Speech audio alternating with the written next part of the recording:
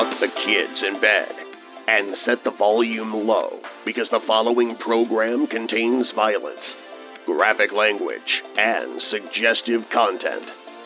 Brandon and Skyler will bounce, slap, and innuendo their way like a 1980s Skinamax flick from the world of adult animation and into the Video Vault.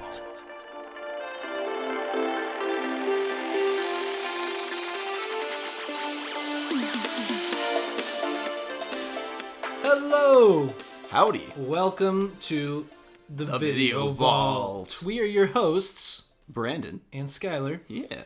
And today on the Video Vault, we are going to introduce a new segment. Because we're recording 2 episodes back to back, we don't have any more comments to read. Yeah.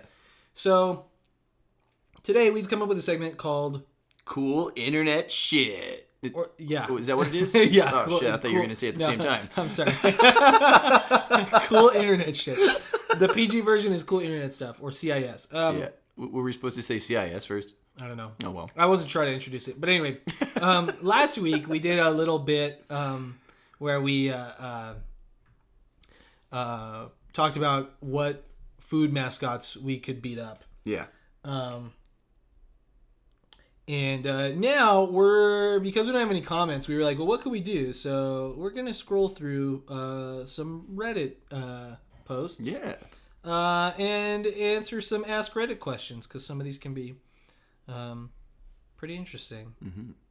So we found some pretty good ones, I think. Yeah, I think so.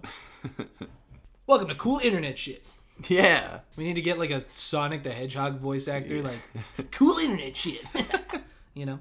Somebody who sounds like Sonic saying that. My God. Gotta go fast.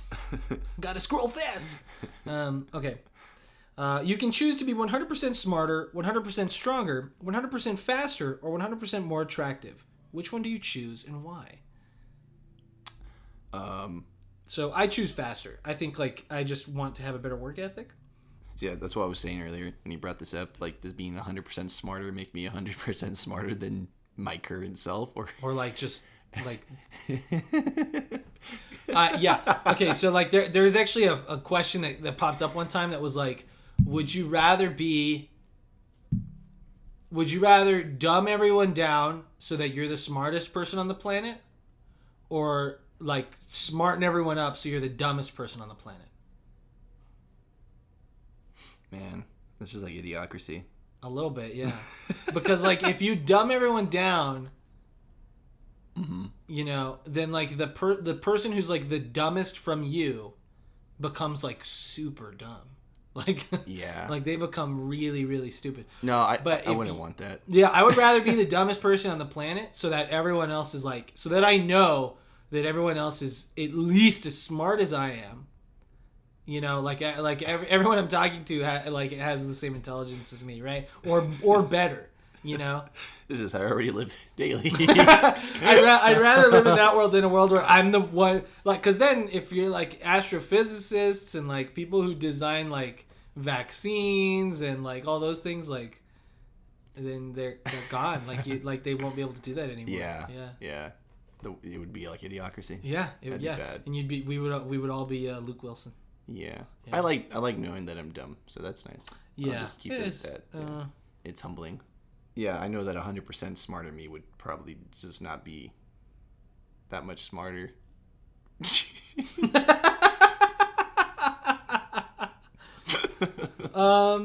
Yeah, So faster's probably the best one. Faster's probably the best. I mean, stronger would be great. Yeah. You know? Yeah. I wish I could be 100% healthier. I would just like to be healthy with and then do whatever I want, no repercussions. Yeah, me too. That'd be fun. Yeah.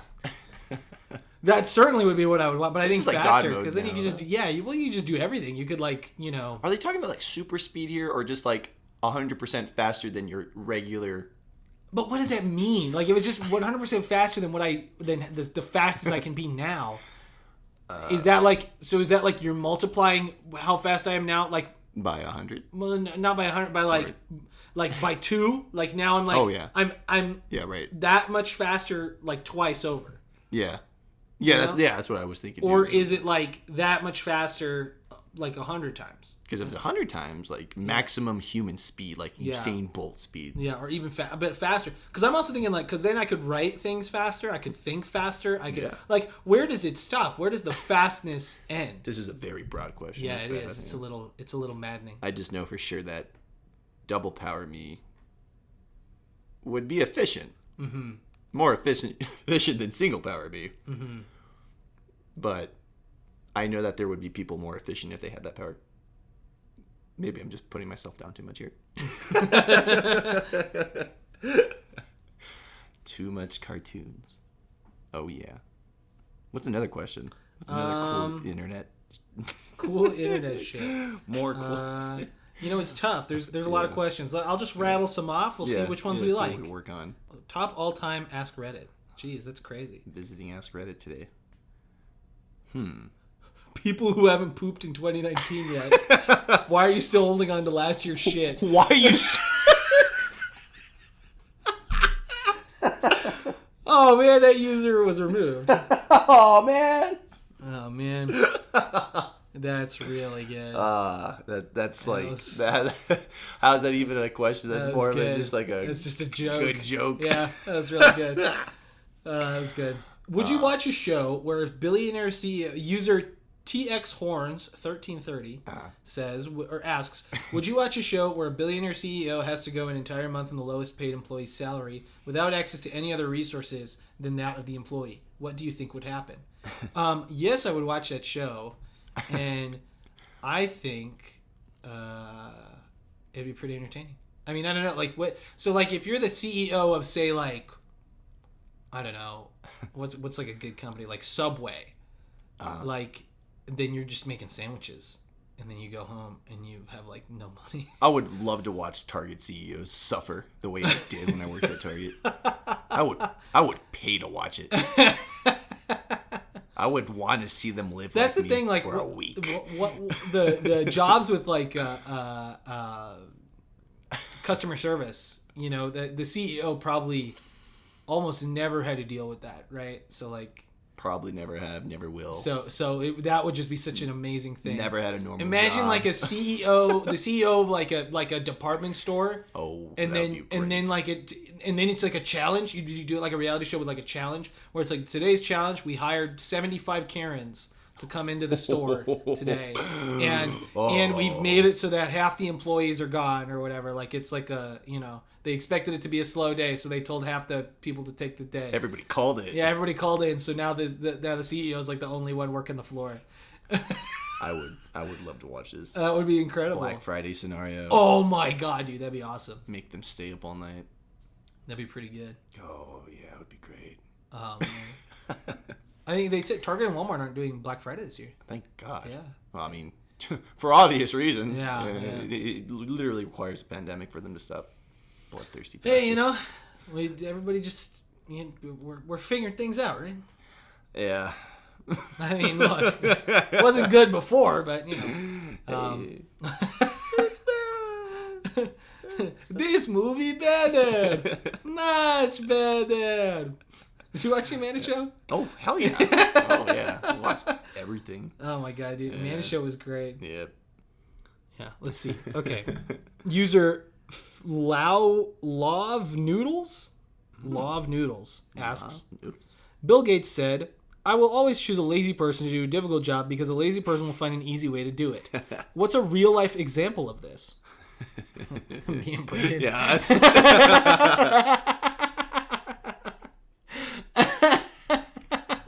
Pretty good at figuring stuff out. Yeah, I mean. The easy way.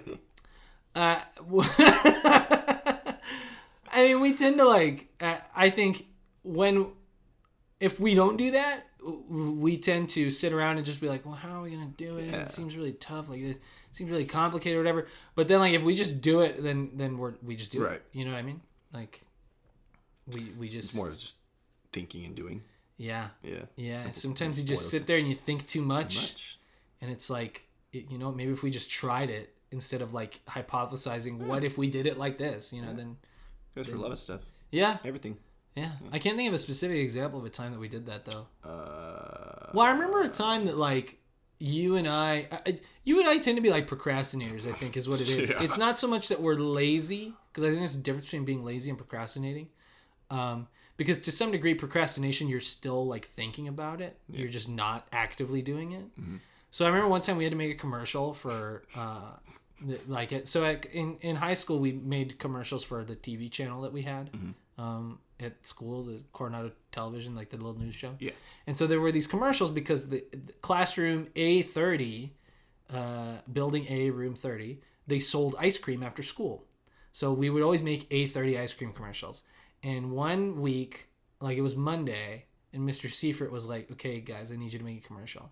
And we were like, "Okay, yeah." And then we like didn't do it at all. And it was like Wednesday, and this thing had to be turned in on like Thursday, by the end of the day, so that they could get it into the show, because the show, airs on Friday. Mm-hmm. And so we were just like, I remember sitting in Miss Capoli's room in English, and we were just like, what? I was like, Brandon, what are we going to do? And I think you're the one who came up with like the main idea. We were just like, I don't even know how or why. Yeah, you're just like, what if like you go get ice cream and then you come back and I'm a skeleton, and then like the skeleton's wearing my clothes, and then that's the commercial. Like I took so long to get ice cream that you became a skeleton and died. Oh man. And we we had English like third period. Yeah, it was so that day like 10 like in we the morning. So that so we like found the one teacher who had a skeleton in her classroom. At lunch we filmed it, or at the time when she had a free period, that's when we went in and filmed it, because I don't think it was lunchtime. I think we just we went in whenever we had the time. Sometime. Yeah. And then we edited it. I think we may have asked her at lunch and then went back later that day. Yeah. To film it. Yeah. And it ended up working out that like her free period was the time we had CTV. Yeah. And then we filmed it, and I'll never forget. So basically what happens in the commercial is we're standing there in the classroom and then like reading ads. Yeah. Like out of like a newspaper. Like we have newspapers. I don't know why. We're just standing in a science room.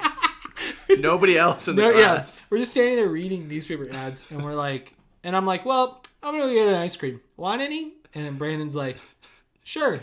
And then I'm like, okay, and I leave. And as I'm walking away, he goes, hurry back. And then like this dramatic, like sort of like violent horror movie sound effect of like boom, and the title card says 5 minutes later, like in this scary typeface. And I walk in with the 2 ice creams, and I'm like, hey Brandon, sorry it took so long. Oh my god! And I realized we did a Troll 2 homage, because I didn't do the oh my god. And then it cuts back to Brandon, and it's this standing skeleton with my hat and sunglasses. Holding the newspaper. In the hands. I think the skeleton was a little bit posable, so its hands were out and it's holding the paper. And it was, and then it cuts to a title card. It says, I had a cape on too. Yeah, he had a cape on, and so the skeleton has a cape on. And so then it cuts to a title card that says, A30 ice cream, get some before it gets you. And I remember we finished it. We thought it was super funny. And Mr. Seifert, we're like, hey, we're done with the commercial. He's like, okay, let me see it. And so he goes over, he sits down, he plays it. He's dead silent the whole time. And it ends, and there's like a pause. And he's just kind of like, oh man. He's just sitting there, and then he like reaches over and hits the space bar to play it again. And then he like watches it all over again. He kind of like just sits there, and then he gets up. And he starts to walk out of the room. We were like, and he turns around and he goes, you idiots made me cry. He's laughing so hard. The commercial. Dude, I'm crying laughing about the story, dude. That's so funny, dude. Oh my god. We did it in one day. Oh my god. That's still one of the funniest things we've ever made. It really is. I'm really proud of that. I love that stupid commercial. It's dumb. so funny. So dumb. It's more than likely that COVID-19 user Mr. Spooniversal, that's a good name. Yeah. It's more than likely, he asks, it's more than likely that COVID-19 will still be around at Christmas time. How are we going to explain to kids that Santa is still allowed to go into millions of homes? He uses magic. Yeah. It's obvious. Also, he can have a mask. Fucking Santa Claus. I'm ready. Now that I think about it, I'm ready for branding where Santa has like a red velvet mask with like the white trim around his face. Yeah. Oh yeah, people are already on it probably. They're for sure. There have already been like meetings about designs about that. What are we doing this year? That's a simple one. Oh, this is a nice one. User/this is Bill Gates. Hello, Bill Gates. Hey, Bill Gates. It's actually Bill Gates. With all the negative headlines dominating the news these days, it can be difficult to spot signs of progress. What makes you optimistic about the future? This is from 2 years ago, but I actually think like there's an interesting thing that what's his name? C. Robert Cargill said on Twitter, where he was saying that like this pandemic and like the lockdown and everything is probably a really, in some ways, it's probably a really good thing for a lot of projects in Hollywood. Yeah. Because a lot of projects probably just like there wasn't enough time to get things going, or like people were too busy to like sit down and figure it out or whatever. But now there's a lot of projects that are going to survive that we'll be able to see. Yeah. You know, even if it means going on video. Yeah, or something. But also like this idea that a lot of cool stuff is going to have to get pushed. And so like there's just going to be a bunch of cool stuff. Like there's going to be a bunch of movies and shows and things coming out like a bunch of cool media within the next couple of years, where it's like, you know, all the stuff that got delayed or like didn't get quite finished. So like the next like 2-3 years is gonna be like jam packed with stuff, which is really cool. I think. I mean, this pandemic is horrible, and you know, there's always a silver lining or something. Yeah, I think like, you know, if we want to try to stay a little bit positive, this is not to say that we, you know, should ignore all the horrible things going on. But, you know, sometimes it does get a little... Brighten up your day a little bit. Yeah. So keep on pushing. So, yeah, that's a little bit of something. And I also think that, like, when this is all over and there's a vaccine and all that, people will be more... A lot more cautious. Yeah, but I think even more so kind and, like, ready to hang out with friends and, you know, get together and, like, go out to the movies and stuff. Like, this is horrible for a lot of businesses that need foot traffic and need people to go out. Like you can't, like, you know, movie theaters can't exist with VOD. Like you're not going to have, I mean, I guess you could, but it's not going to be the same thing if you have like Cinemark presents, you know, whatever on VOD. Like it's not the same thing. I hate having to watch movies at home that are new. And you know, I think it'll be great when all this is over, and I think people are going to go in droves because it's going to be like, I want to go back. I want to do those things again. I want to go to the park. I want to go to the movies. I want to, you know, go to the mall or whatever and hang out with my friends and go shopping. Definitely you know? hopeful. Yeah. For the future. I mean, I feel, you know. I know that we could get past this. It's just a passing storm. We'll make it. Oh, this is a great one. User Fozzie Bear the Muppet. Hello, Fozzie. It's Fozzie. Hey, you're waka, great. Waka. I think this might have been inspired by Cobra Kai to some degree. We were just talking about Cobra Kai last week. Good follow-up to our last week's episode. If instead of rebooting movies, it became a trend to retell them from a different character's perspective, what film would you want to see retold, and from whose point of view? It's a good question. That is a great question. Let's see. Wow. I've seen so many damn movies. That's why I'm like, wow, this is a great question. Yeah, this is tough. I would love to see like a time travel movie from the perspective of a side character. So for instance, like it'd be great to do like not necessarily like a Bill and Ted movie, but a movie like Bill and Ted, but you're following one of like the historical figures who just like is going about their day and then like they get sucked into pulled into the future and they get to see the future and then they come back and now it's like how do they live the rest of their lives knowing that they experienced like this future. That's an interesting thing about in Endgame when Steve goes back to, you know, to Peggy and everything, because it's like he lived for like a decade with the internet and like, you know. Oh, I love that ending so much. It's so good, dude. Beautiful. We got to do an Endgame episode and talk about all the stupid crap that people like lob at that movie. We're gonna have a lot of controversial episodes. Oh yeah, Star Wars, Marvel, DC, for sure. Oh, good. Let's see what else. Episode 2 in Star Wars, I would like to see completely from Obi-Wan because that's the best parts. Now, honestly, the whole not original trilogy, the whole prequel trilogy from Obi-Wan's perspective, that would be really cool. really cool. It'd probably be a little bit better for the storytelling. But yeah, that'd be cool. I'm trying to think of other movies. It's another good one that I don't have my shelf of Blu-rays and DVDs in here, so I can't like look at it and be like, what about that movie? Man, this is really hard. This is tough. I can't think of a movie. Beetlejuice, completely from Beetlejuice's perspective. Ooh, yeah. That'd so be fun. Then he's in the movie the whole time. Or no, from his former partner, what's her name? Who's like who's trying to work with the Maitlands. Yeah, that'd be cool. That'd be pretty great. Yeah, because almost like a Beetlejuice type prequel. Yeah, she gets the notice that they died, and she's like, okay, well, where the hell are they? Like, they haven't come in. Like, what, what's going on? Like, she's too busy working. That'd be a cool one. That'd be kind of a fun one. Yeah. I'm trying to think of like villains that were misunderstood. That would be like more interesting to see the story. From their but then side. like some of my favorite villains that I'm like more intrigued by their version of the story. I get like a pretty good version of it, in the movie. So this is a tough one, but a good one. Yeah, it's very good. User Hip Guide says Ferris Bueller, but from Cameron's perspective. I would argue the movie kind of is from Cameron's perspective. The whole time, pretty much, yeah. Yeah. So what are some of the other comments? Let's see. What are people saying? Let's see. User Wove Lead says 500 Days of Summer from Summer's perspective. Nah. I mean, we still kind of get that. Yeah, you still kind of get it. I think, like, because you empathize with Tom, but, it's also, at least to me, it's also pretty clear that Tom is, like, not in the right. Yeah. For a good chunk of the movie, for a lot of the choices he makes are not great, So I guess it might be interesting from Summer's perspective, but I don't know. User Hyde4279 says Hot Fuzz, but from the perspective of the Neighborhood Watch. Ooh. I'd like to see them like planning and committing the murders. That'd be like fun. Yeah. Taking the gold guy down to the to the bodies. In Hoover We Trusted says Frozone. Where was his super suit? Yeah, it's a good question. That would have been a great short. Pixar short. Kim Shekel asks Mean Girls, or not asks, but Mean Girls as told by Regina George. That's pretty good. Yeah. I like that. Yeah. Let's see.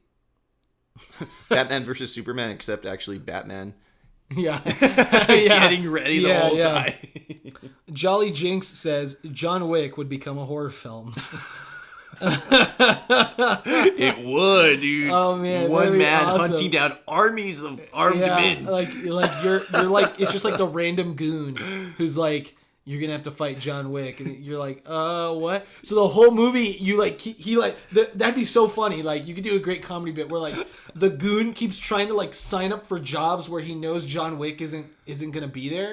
Where he's like, I'm gonna go with Alpha Team to the to the downtown district because they heard that's John Wick is going through whatever, and then he finally gets there, and then they hear on the radio like John Wick's coming up the front door, and the goon's like, oh god, I'm out of here. Like he's like the whole movie's him just trying to avoid John Wick. Oh my god, that'd be a good one. I can't believe they're making a fifth one. Yeah, I'm like, I commented this the other day. I was like, what more is there to say? Like, what's gonna happen? I read a really cool theory that the fourth one's gonna be him going up against the high table. That's what I think it is. That's what it seems like. Him and the hobos. And he goes and kills a bunch of them, and then they go back to the Continental, or whatever the hell the hotel's called. Mm-hmm. And I believe it is the Continental. And the whole movie is just a giant shootout in the Continental. Oh my god! Yeah, with the rest of the table members going like back. The Raid, but like John Wick. Yeah. And then what's his name? His Lawrence Fishburne? No, the other fella. Winston. Winston, yeah. Winston checks out. Yeah. Winston. Winston becomes the leader of the high table and then offers John Wick a life to finally live normal. So they'll beat the high table, the bad guys. But then what happens in the fifth one? That'd be the fifth one. Oh. Yeah, the fourth one is them. Oh, okay. So the fourth one is them going against the high table. Leading up to the fight at the Continental. And then the fifth one's just the fight at the Continental. Just whole time. Act 3 for 2 hours. I would see that. That sounds awesome.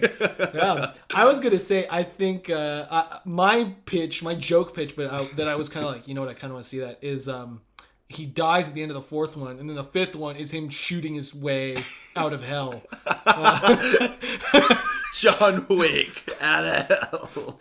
John Wick, bat out of hell. Yeah, that'd be pretty great. And then 6, 7, and 8 are like a whole trilogy. He gets his dog back from hell. Oh god. He has to kill all the dudes that he killed in the first 2 movies. First 3 movies. The first 3 movies? Yeah. No, the first 4, because it's the fifth one. Oh yeah, So yeah. Jesus Christ. Wow. Nice. That'd be an incredible that'd be awesome. He fights his way out of hell. Isn't there a video game? Isn't there a God of War game where it starts with you in the bottom of hell and then you have to like fight your way out? I know that they did a Saints Row. Oh, okay. I thought it was a God of War game. I'm not sure. I never played God of War, any of them. But I know that there's the Johnny Gat spinoff, or is Gat out of hell. Oh. Because his last name is Johnny Gat. Yeah. And because he dies, I think, in the 3rd game or something like that, or 4th game. I don't know when they killed him. Mm-hmm. But he goes to hell, and he fights the devil in his way back out of hell. I'm wondering, do you think there's there's a market for a story about characters who have to fight their way out of heaven?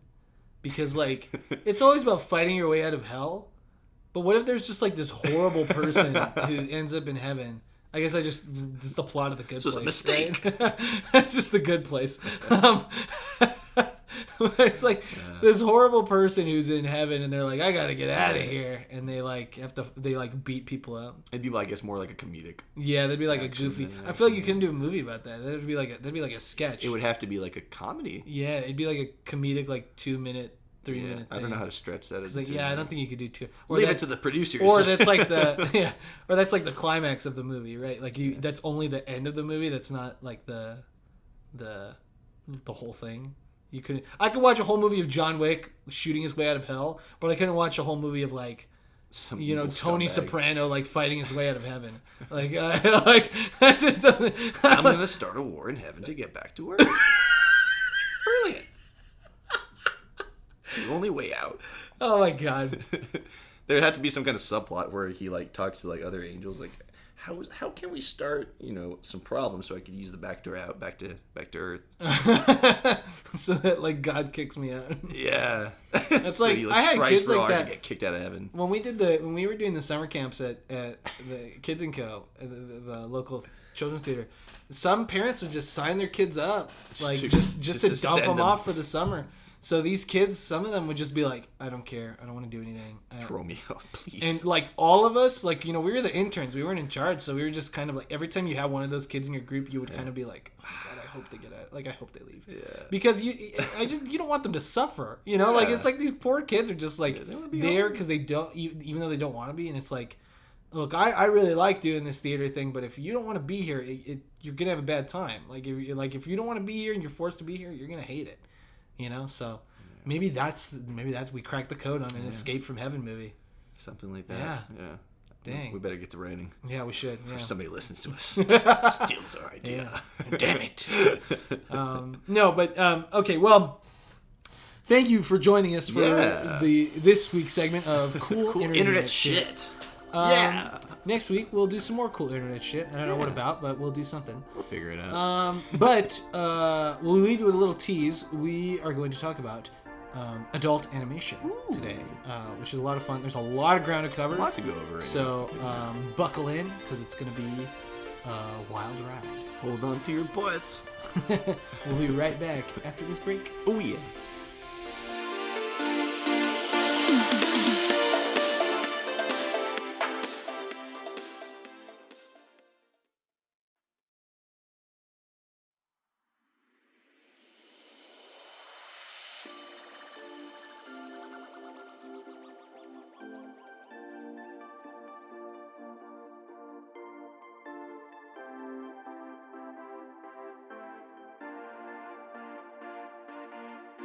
This is the Video Vault with Brandon and Skyler.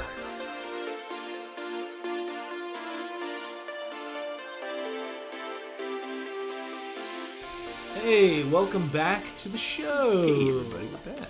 We are back inside the Video Vault, and today we are talking about adult animation. This was partly inspired because of Adult Swim canceling their long-standing 17 years. Animated show. Yeah.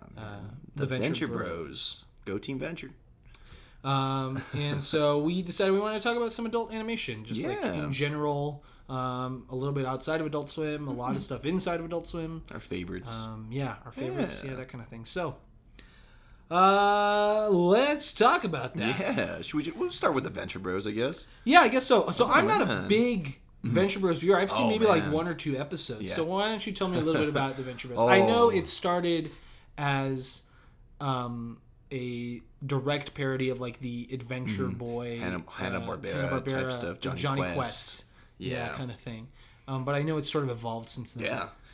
Oh man, created by Doc Hammer and Jackson Public 17 years ago. I think it's one of Adult Swim's longest running animated shows until as of recent. But it started as a parody. That's for sure, because like they always are dropping shows after a couple seasons and stuff. And there's been a lot of stuff that Adult Swim has dropped over time that has been completely buried in history, which is really sad. I've been watching Adult Swim since the very get-go. Back in 2001 as a little kid, I would stay up late.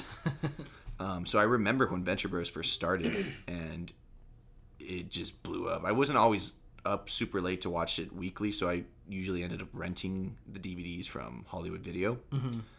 And I would always talk about it in high school with Carlos. But like we were talking about earlier before we started recording, the turnaround on Venture Bros was always super, super long. Yeah. I think at one point we waited 4 years for another season. Yeah. It's nuts. But the animation's just super unique, and it started, like we were saying, as a Johnny Quest parody. People just fell in love with these goofy characters, and then they started putting in people like David Bowie in the show and Iggy Pop. And wow. Yeah, it wasn't voiced by them, but yeah. But I mean, like So these characters were introduced to this hyper unrealistic world where superheroes and hyper villains are allowed to coexist and have nemesis, and there's the League of Extraneous Intent, where all the supervillains are part of, and it's also kind of an anachronistic show because there's modern technology in it, but it's very much set like in the 60s or 70s, the way Johnny Quest. So it's got that like Incredibles kind of vibe where you have like the way they described it on. Excuse me, the way they described it on that project is like the future as seen from the perspective of the 60s. Right. So it has all that like 60s fantastical modern like architecture kind of stuff and look to it, and style and design. But then like you have like supercomputers and like flying cars and things. Yeah. And of course it follows the Venture family, the Venture Bros, and their father Rusty Venture, and their bodyguard Brock Sampson, voiced by Patrick Warburton. Yeah. So and their nemesis is the Monarch and his girlfriend, Dr. Girlfriend. I love Dr. Girlfriend. Yeah, I love the little I've seen of Venture Bros. I love Dr. The most Girlfriend. awkward, hot cartoon character. But like as time went on, each character had an arc. Everybody, the brothers, the Monarch's arc, Brock, Rusty Venture, everybody's arc was just really, really awesome. And we were going up to I haven't seen season 7 yet, but season 7 introduces a lot of stuff, and these characters have grown over the years. The boys have gotten older; they're not young teenagers anymore, and they started up until like season 5 and 6. That's when people started dying, and it got real serious, turned into like a real serious arc.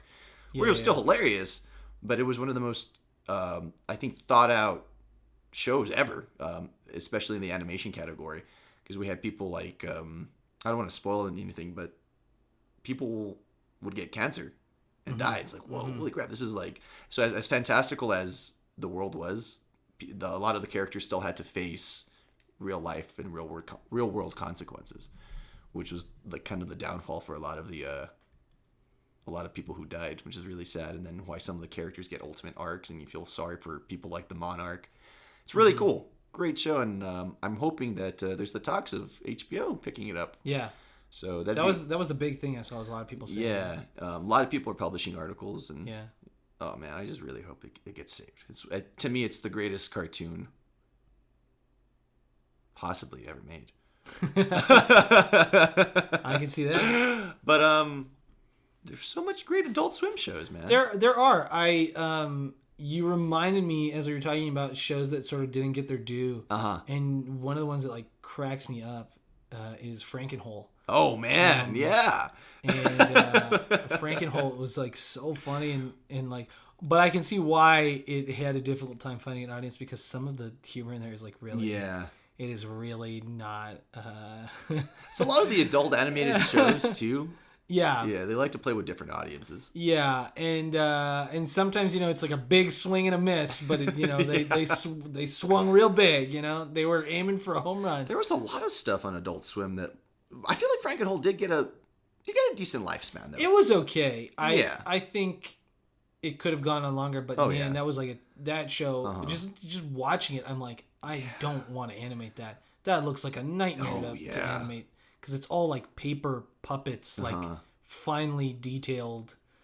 I remember seeing the paper animation when it first came out. I was like appalled by it. Wow. Between that and Moral Oral, the animation was just out of this world. I think it was the same creators. Moral Oral was the other one I wanted to talk about. Yeah. Because Moral Oral, also very kind of messed up, but like so just like well done. And like I remember our friend Carlos told me about Moral Oral and I started watching it, and it was the kind of show that like at the time in high school it was the kind of thing where I was like, wow, like I was like, I'm glad I didn't watch this when I was younger because that would have messed me up. But I'm glad I'm watching it now because now I can like appreciate it for like the artistic intent. Whereas if I was a kid, I just would have been like, what? Oh my god! I think that was my initial reaction for Moral Oral when I was watching it as a kid when it first came out because I was confused. It just feels so like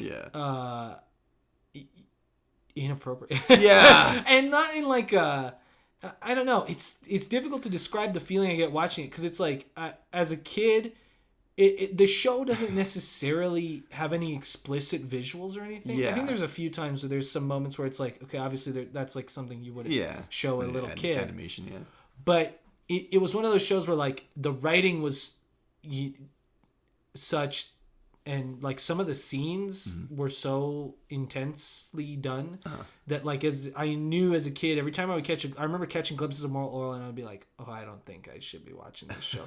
Like as a kid, I just always had that like feeling sometimes depending on the show. There were some shows that like Futurama. When I watched that as a kid, I never felt like, oh, I shouldn't be watching this, even if there was like a sexy joke or something. I would just feel like, okay, well, even if I did like get it, and I was like, ooh, that was a little inappropriate. I didn't feel like weird for watching it, but like Moral Oral was the kind of thing where like when I watched it, I felt like, should I be watching this? Like this feels like it was a very specific type of humor. Yeah, that definitely wasn't for kids. Yeah, for sure. Yeah, it was the epitome of an adult animated series. I mean, there were a lot of like elements to it. And I remember I felt like I got it. When I was watching in high school, I remember there were some people that I talked to in high school who were like, "Oh, that show's messed up, dude. I don't like that show." And I feel like I'm not like being all high and mighty, like I got the sophisticated humor and Moral Oral or anything, but it just was like a Rick and Morty fan. Yeah. To be fair, you have to have a high IQ to enjoy Rick and Morty. Jesus Christ! Shut the fuck up. Bring back Venture Bros. God, it makes me so sad because Rick and Morty is really funny. And I think really the fan base has really killed it. Done. And I was kind of bummed when they announced they ordered 70 episodes because I was like, I don't think we need 70 and more. Remembering that and knowing that the Venture Bros is being cut is another just twisting knife in my gut. Yeah, it's kind of like what the heck. But I think it's a big money maker. Yeah, it's a big money maker. The biggest for them. Big stuff. And I think. I believe it was Time Warner who made the decision to cut Venture Bros. And I was telling you earlier before we started recording, like I do feel like if you were the CEO and you saw there's a show that has 7 seasons, but it took 17 years to produce them. I don't know that like there's a good return on investment. There's not a lot. We don't sell enough merchandise based on this show. It's sad too because the merchandising for Venture Bros could be huge. It could be. It's got such a great design. And I know that the collectibles that do exist for it go for tons of money. So I remember even as a kid when I would see the DVD collections at like FYE. Yeah. It just stands out, but like visually it stands out. The style, the aesthetics of Venture Bros is so visually appealing. Yeah, it's just so like appealing. As a kid, I remember seeing the DVD covers and being like, "What is that?" Like being intrigued. Only later finding out it was the Venture Bros. Yeah. I was always really pulled into Venture Bros. I guess also because I grew up watching the new Johnny Quest Adventures, which was really cool. I had Johnny Quest toys as a kid. I remember. Did you ever see that episode of Billy and Mandy where they do like a Johnny Quest parody, and like Billy is Johnny Quest and like Irwin is the he's like the Indian kid. What's his name? Oh, I forget his name. But I knew. And who's the dog? I don't know. I love Johnny Quest. I hope Robert Rodriguez still has a swing at making. Oh, that would be incredible. Yeah. Was that a thing? Apparently so. Oh wait, I remember that. We read about that in high school, didn't we? No, this was. Or was actually, that recent? This was really recent. Oh, okay, yeah. I think this was like less than 2 years ago. I remember hearing something about Robert Rodriguez doing a Johnny Quest movie, and I'm like, that would be awesome. Sounds awesome. So yeah, the Venture Bros definitely stands out. We got to do a Robert Rodriguez episode. Heck yeah! Great. I would love to talk about Desperado and Once Upon a Time in Mexico. I love freaking Desperado. Oh, dude, and Mariachi, dude. Oh, dude. I think Once Upon a Time in Mexico is like super. People don't talk about that one. I know. I love that one. Johnny Depp is awesome in it. His eyeballs, bleeding eyes shootout. So damn cool. So good. Anyway, yeah. Going back to the history of Adult Swim. We loved watching home movies. Home movies, dude. Yeah. So I remember seeing home movies. That was a show where I was like, this doesn't feel. It like was an adult show. Yeah, where I had this. It was like the inverse of Moral Oral, where I was like, this is an adult show. Like it's on Adult Swim. So I shouldn't be watching it, but it doesn't feel like there's anything in here that it doesn't feel like anyone's about to like, pull down their pants or something. Like this doesn't feel like an inappropriate show. So that was one of the shows that I was always intrigued by, but I didn't watch until I was older, because I was the kind of kid who was like, oh, I'm not gonna, I won't watch the thing that my mom wouldn't like me to watch, I guess mostly there were a few things that I watched anyway. I was a kid who loved I loved animations. I loved cartoons. If I saw something animated as a kid, I was like, I have to give that a shot. Yeah. And my parents were very liberal and just let me watch just about anything. So if they saw that I showed interest in it, they would let me, and if I didn't like it or whatever, then that was that. So there were a few things that I had my eyes covered over, unless if I saw it, I wanted to see it, then I was lucky enough to watch it. And that was the case with Adult Swim, and how I was lucky enough to, and not just Adult Swim, the MTV animation. I grew up watching Beavis and Butthead, Eon Flux, The Max, which my brother's named after. He has two X's in his name. I remember when you told me about The Max, and I immediately watched it, and it's just like so cool. It's almost like a fever dream. It's like so like weird and cool, and I'm like, you don't see him. It's all his thoughts. Such a bizarre and his character. Design is like really cool. He's kind of like primal. Like there's something like it's really really cool. Love The Max. Yeah. So, there was a lot of really cool adult animation. I was really lucky to grow up with all of that really cool stuff. It molded my humor. Yeah, and a sense of humor. And going back and watching a lot of them as an adult, it's so much more enjoyable too. It's like watching it again. Yeah, for sure. I mean, there's all those jokes that you didn't get as a kid because dumb 7-year-old. Yeah, and even like even on like a really like basic level of like pop culture references, like sometimes there's just pop culture references you don't get, and then you get older, you learn about things, and then you watch a show again, and it's like, oh, I get all these jokes now. Like, man, it's something that totally molded my interest into pop culture as well. Venture Bros. Coming back to the Venture Bros. They have David Bowie, Iggy Pop, and then there's the one episode where Doc Venture's he's underground. He calls up Brock and he says, "I'm trapped down here with a confessed arsonist," and it's literally the whole tunnels is an homage to Firestarter, the song, and the lead singer from holy crap. Oh, what is it? Oh my god! I'm gonna have to look it up. I drew a fart on my brain. It's okay. Sorry, bro. No, it's okay. Prodigy. I forgive you. The Prodigy. That's right. Yeah, man. Like notorious techno group. Yeah. So there was a lot of stuff that pushed me to dig deeper and find out what they were making fun of. Or Robot Chicken did a lot of that. Robot Chicken for sure. Yeah, it's it's based on pop 'Cause culture and jokes. it's so funny, like how Robot Chicken can go from like one gag that's just like so like stupid and like to the point. Like you don't have to think about it at all. Yeah. It's like just not quick. Yeah, it's like naughty. It's like hardly It's so dumb. thought provoking. And then they'll do one that's like 5 minutes long, and it's like really involved and like really like just so like And they both can be really really funny. One of my favorites is the gummy bear. The gummy bear simple, just stepping into the bear trap. Hilarious. It's so funny. One of the and then like did you ever see the Game of Life bit where it's like it's the pegs from the Game of Life, and it's like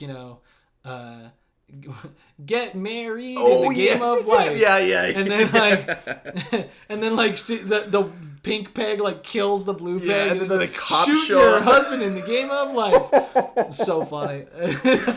I don't know why people hate on Robot Chicken so much. It gets a lot of hate sometimes. I get it to some degree because it's it's kind of like low hanging fruit a little bit. Like again like the gummy bear thing, or like they'll do something really like so simply like stupid that it's like that was like.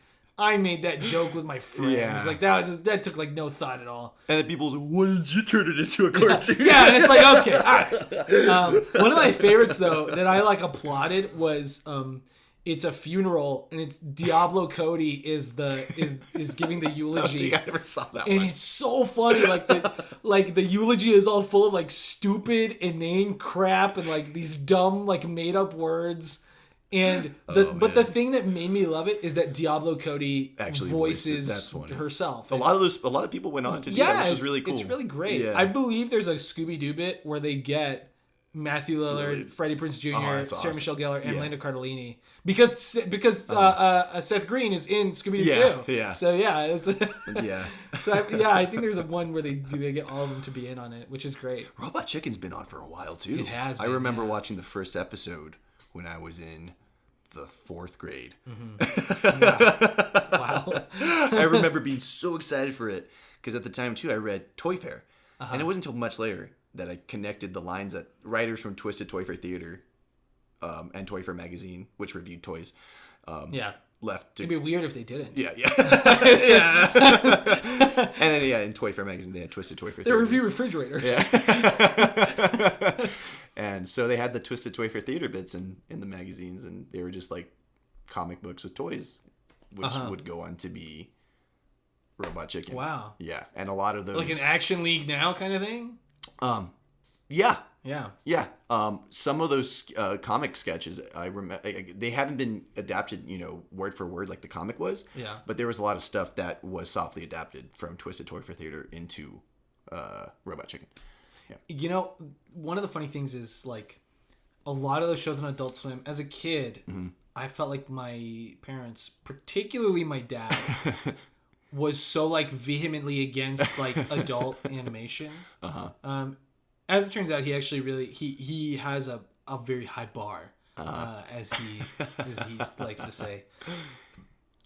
Whoa, excuse me. Jeez, I'm just burping up a storm. That's how today. I was like with like my energy drink the last episode. Oh my god. I was gonna say the name of it with my. No, but I. So like my dad really liked Duckman. Did you ever see Duckman?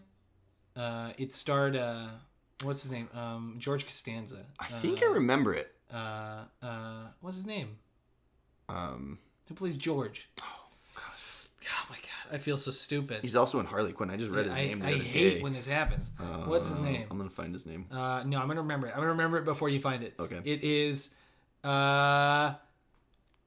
George Costanza is played by no. Just give it to me. Jason Alexander. Jason Alexander. Yeah, God. Yeah. I always forget his name too. Yeah. Cause like he's George Costanza. Yeah. Like that's who which he is like Yeah. That's what Alfonso Ribeiro told Will Smith on the set of Fresh Prince. Is like you're really smart calling yourself Will in the show. Everybody calls me Carlton. Good move. But no, yeah. So it's he's a duck, and he's the title of the show. The full title is Duckman. Duckman. It's Family Man and Private Dick. I remember that now. Yeah. And Was it on Comedy Central? I don't know. I think it was on Comedy Central. And anyway, he's a private detective who's like super inept. Actually, he's not very good. And his partner, who's a little pig, I forget his name, but he's got like a funny name. He's like the smart, like the straight man. Like he's actually doing detective work and stuff. And that show's pretty good. We actually got my dad the full series on DVD because we found it. And my dad is so hard to get gifts for. Yeah. Like he'll always figure out what it is. And so when my mom and I saw Duckman on DVD, we were like, he's never gonna guess that this is it. And he was like legitimate. It's hard to like see my dad legitimately surprised. And so like when he saw that, I was like, oh man, that like made me feel good. I was like, we did it. I looked at my mom. I was like, we did it. No, but I remember. So other stuff like Robot Chicken and like.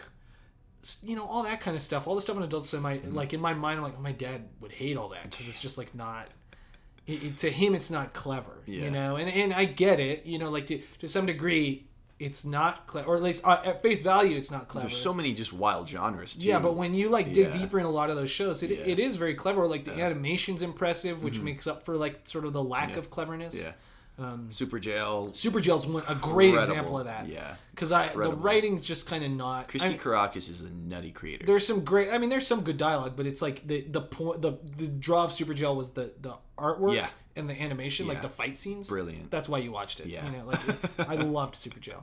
I think the plot was still also. It was pretty good. It was like more serialized episodes. Yeah. There were some, and then it's mostly episodic.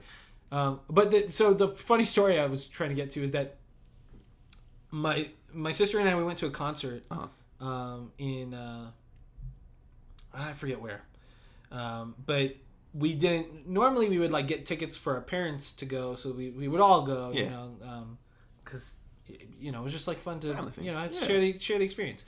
But my sister only got tickets for me and her, so they dropped us off and they went back to the hotel and they were just like watching TV. And when we got back. My parents were like, man, we were watching this crazy show. It was so funny. It was like animated with like little puppets, and they were like making fun of like different shows and stuff.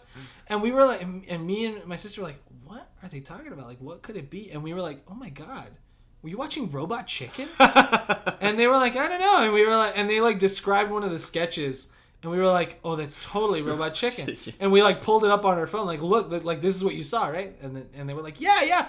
And they thought it was hilarious. So it was like one of those things where I'm like, you just never know. Yeah. You just never know what someone's gonna be open to when they are just scrolling through TV, which just like cracked me up that my dad was like, it was so funny. It was hilarious. I think they could have watched any episode. Yeah. And they could have watched a really bad one. Yeah, they could have watched one that made fun of something they really liked in a way that was like, that they felt like, well, that's ugly. I don't like that. Yeah. But they caught one that was like actually, that was like really clever. It was like parodying something they in a way that they liked, or that they parodied something that they didn't like, that they were like, yeah. I think that's what makes Robot Chicken great too. Yeah, it's just so versatile. Coming back to what we were talking about in the last episode, they're parodies of stuff that people understand and like. Yeah. It works out. Stroker and Hoop, I think, was another really good one that was underrated on Adult Swim. Which one was that one? It was like I think it was only 2 seasons so sorry. long. I keep tapping the table and the mic's picking it up. I think it was in 2004, 2005. It was earlier days. It was 2 cops, and they had a car kind of like what do I call it? Night Rider? Night Rider, yeah. Like Kit? Like Kit, yeah. Why go to Hell 9000? And one guy has like a mustache, and he's like red hair, and the other guy's like a real scrawny, goofy, nerdy type cop. Mm-hmm. I don't think they're even cops, actually. They're PIs. Oh, okay. They're private investigators. We're figuring the show out as you describe it. And I'm thinking back on it. They're PIs, and it was just really goofy. There's one episode where one guy goes to them, and he's claiming that Ron Howard is mind controlling him. That's why he has to wear an aluminum foil cap. And Stroker and Hoop aren't convinced. You're so dumb. Why would Ron Howard do that? And it turns out that Ron Howard was actually mind controlling people. Oh. It's like an episode of Frankenhole where Ron Howard has to like have sex with himself. Why was Adult Swim so keen on just ripping on? I know, yeah, just dunking on Ron Howard. Such a nice guy. I wonder what he thinks about it. I feel like you'd have a good Yeah, that was one episode of Frankenhole that I was like, I can't do this, but it is funny. Oh man. And then there's Xavier Renegade Angel. Xavier Renegade Which Angel. came from the creators of Wonder Chosen. I love Xavier Renegade Angel, and it is so difficult to. It's just like you either get it or you don't, and you know, even if you get it, you still might not like it. Yeah. Because Max doesn't like it. Yeah, and the thing about it is that like if you pay attention, it's like every line is a joke. But they're also like broad and absurd that like if you're not paying attention, you miss all the jokes. Like it's just such a strange show, and I love they always use like circular logic. And there's one clip that like cracks me up where he's like talking to this farmer, and he's like, we have to do the rain dance to get to grow the crops, and the farmer's like, okay, and Xavier's like, he's about to start doing it, and then he's like, oh shoot, I forgot how to do the rain dance, and then he's like, but if we do the dance of irony, we can, you know, whatever, and then he's like, and then the farmer's like, okay, well, do you know how to do that dance? And he's like, no, the only person who can do that dance is a god, and I'm not a god. Also, it has to be raining, which is why it is the dance of irony. And the farmer goes, damn this circular logic, and it like cracks me up because it's just like the show just like totally like describes itself in that one little clip, like because the whole thing. Another clip I love is when he needs to steal all the footballs from the sporting goods store. That's like my favorite episode. And he's like, how do I distract people who like sports? Sports. And everyone starts cheering, and he just like picks. I love that he picks up the pyramid. As a pyramid like pile. In just one. None of them move or shift or anything. Wobbles out. He just picks it up and walks out. Oh man. It was Wonder Chosen that ended with the finale that had a different series, so they could get canceled, right? Is that what they did? I think it was Wonder Chosen, or I don't think it was Xavier. I remember talking about it with Carlos that I think they wanted to get canceled or something like that, and they like recorded a whole other episode for a whole other TV show. What? So when they turned that in, so when it aired, it was something else. It wasn't Wonder Chosen. Wow. And I think it really pissed off the execs. That was an MTV show too. Yeah. It was MTV from 2005 to 2006. Yeah. And then they went on to do Xavier. Yeah, Wonder Chosen is great. Incredible. I love the They Might Be Giants as the Slaves song, which is one of my favorites. That yesterday. I love that little song. Just like the imagery of the little kids dancing to that, it's so funny. And for context, the song is honoring slaves. Yeah. It's not like it's not romanticizing it. There's a lot of context you need. I think the whole episode should have a caveat of like there's the context within each of these programs. Is important. You really have to watch it and understand it. I also like the little girl, Beat Kids. Is that what it was called? Yeah. Where they would like go interview people because they're the streets. kids on the beat. Yeah. Yeah. And the little girl who like is How'd interviewing all the Wall Street today? people. Yeah. How did you exploit people today? I didn't yet. Where will you hide when the revolution comes? So ahead of its time. Yeah. Truly. Like so ahead of its time, like during the Bush era, Truly. Bush administration era of comedy. Yeah. From like the early 2000s, like I feel like all the way up into 2008, adult animation wasn't really widely accepted as much as it is now, I feel. Yeah. I think it very much was like kind of an underground thing. Yeah. Because you start. So the thing I wanted to say was that like people didn't take animation seriously, and then Akira got made. Yeah. The Japanese film. Mm-hmm. And people were like, whoa. But really, it only did that for anime. Yeah. Okay, so then you go to the 90s, and Cowboy Bebop comes out. Yeah. And then they do the dub. And the dub is syndicated onto Adult Swim. Yep. And that's like the big thing that launches not only Adult Swim, but anime in America. Syndication. Yeah. And then it becomes Toonami on Cartoon Network. So it's like that's like sort of a transitionary thing because you have like Cartoon Network and then Toonami where they show the anime and then Adult Swim. Right. And Cowboy Bebop, first of all, incredible. Incredible. That show is so incredible. I knew I was going to love it. When it came out on Blu-ray, I just bought the Blu-ray. Yeah. Hadn't seen a single episode. I was just like, I know I'm going to like this. Brandon likes this. Everyone tells me I would like it. Damn cool. I'm just going to buy the Blu-ray. Yeah. Like, I shelled out for the Blu-ray, not the DVD, and I don't regret it at all. It was a great purchase. And one of the greatest English dubs of all time. Yep. Proves that you can have a good dub. Yeah. And there are great dubs out there now. Absolutely. But yeah, Cowboy Bebop really paved the way to some degree. That and on sort of like the other side of the spectrum, at the same time, you have two young men fresh out of college making a short little video called Santa Claus versus Jesus Christ, I believe is what it's called. And then Comedy Central picks it up and turns it into South Park. Yeah. And the 90s wake for adult animation was huge. Yeah, and you also have Ren and Stimpy. Ren and Stimpy. Which screwed that guy. But Ren and Stimpy sort Ron of... K, Ron K, what's his name? I think it's John K. John K, yeah. Yeah. Total creep. Yeah, and a lot of people don't want the reboot to happen. Yeah. Even though it's without him and, Yeah. Which is a bummer, because Ren and Stimpy is great. Yeah, and I think it's difficult, because it's like, how do you... how do you separate the art from the artist? Can you separate the art from the artist? Yeah. I mean, like, because the thing is, whether we like it or not, Ren and Stimpy was huge, not only for adult animation, just animation, television animation in general. Yeah. Like, you can see the influence, into, like, practically to today. Yeah.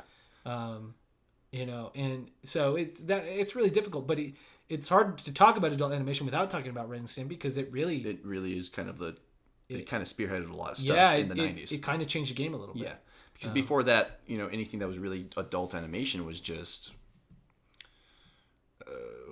man, I really can't think of anything aside from movies like Heavy Metal. Yeah. Well, and even... Because part of the big reason that Ren and Stimpy... One of the other big reasons that Ren and Stimpy is so important is just the style of animation. At least in America, too, though. Yeah. Because American animation just... was never it was always like we say for kids kids and so like and one of the things too is that animation on television was cheap. Like, there's a reason that Adult Swim could get by using all the Hanna-Barbera cells, because all the cells, they like didn't do anything. Like, the characters were just standing there and they're talking. So that's why we got stuff like Harvey Birdman. Yeah, that's how you get Harvey Birdman, C-Lab, and Space Ghost. That's how you get those shows, because they had access to all the cells, so they just made new shows, which is, to me, that's super cool. Brilliant. And I love that, like, nobody remembers Space Ghost, the actual show. Like, you had to explain to people that he's a character from, like, what, the 70s, 80s? I don't know, but it's like, now, if I were to watch an episode of Space Ghost and I see Space Ghost fighting Brack and Zorak, and I would be like, why? I don't get it, because I know them as their Space Ghost Coast to Coast personas. Yeah, I remember as a kid, they would, I think this was before the Boomerang channel, when Boomerang was on Cartoon Network still, they would run stuff like I forgot the names. There was a one with a dinosaur, and then that weird oblong shaped creature, and then there was Space Ghost, and then and I remember watching the episode where there's tons of Zoraks. Yeah. And he was on the planet fighting the Zoraks, and that's when it was when I was explained to by my parents, my dad. Space Ghost is an old cartoon. Yeah. And they just, Brack used to be the bad guy. Yeah. Oh. He didn't talk like that. Yeah. Yeah, talk like that. My favorite is when he has the monkey take the test for him. Or the monkey takes the notes for him. Hello, my name is Bingo. I like bananas. Eek eek. I got an F. It's so good. No, but one of the big things is that Ren and Stimpy. Sorry, I had a brain fart there. Yeah. Ren and Stimpy. One of the things that they did that was so important was that no two frames were the same. Right. So like, you couldn't just get away with using the animation cells and like, recycling the mouth movements. And there's actually a great gag about that in The Critic, where he's like sitting in the theater and he's like, this animation stinks. It's just the same cells with recycled mouth movements. And like the whole time he's saying that, he's not moving, and his mouth is just like the same three mouth like clips like playing over and over, and it like such clever it animation. Cracked me up. Yeah, that show's so funny. Clever. so funny. But yeah, that's part of the reason that like it's hard to talk about animation today without talking about Ren and Stimpy, because they kind of paved that way to do more intense animation on television. Yeah. You know, because only the movies could do. It's funny that in The Critic he's making fun of animated movies, but like it's really animated television that looked like that, that had that like blocky, like, you know, almost like stop motion, like because and not that stop motion's bad, but I love stop motion, but in the back end way, like where it's like very like and blocky. Stiff. Yeah. You know, a show that does that well, because the main thing about the show is the dialogue, is Archer. Yeah. You've seen Archer? Oh, of course I've seen Archer. Yeah. Okay. Yeah. So Frisky Dingo creators. Oh yeah, that started yeah. Adult Swim on. I remember watching Archer, the premiere of Archer in high school. Oh, that's right. Yeah. Archer is so funny. So damn funny. It's one of those shows that like you need the context of the show. It's got a very like Anchorman kind of vibe where because it's like about a man who's a spy in like a kind of 1950s, 60s, 70s. I think it takes place in the late 80s, actually. Yeah? Okay, yeah. Or the mid 80s, I think is when it takes place in. Because it has that aesthetic of the almost that like Mad Men kind of aesthetic, right? Like, I was rewatching it a few months ago and I was like, and that's when it dawned on me, wait a second, this doesn't take place in modern day. Yeah. But you it's kind of tough. You can't like quote it. Yeah, definitely. I know a guy, one of my best friends, Max's best friend, Joshy Engelberg, Joshy boy. He could quote Archer back to front. He's really good at just remembering quotes, and he's always quoting it when we're on Xbox Live. Yeah.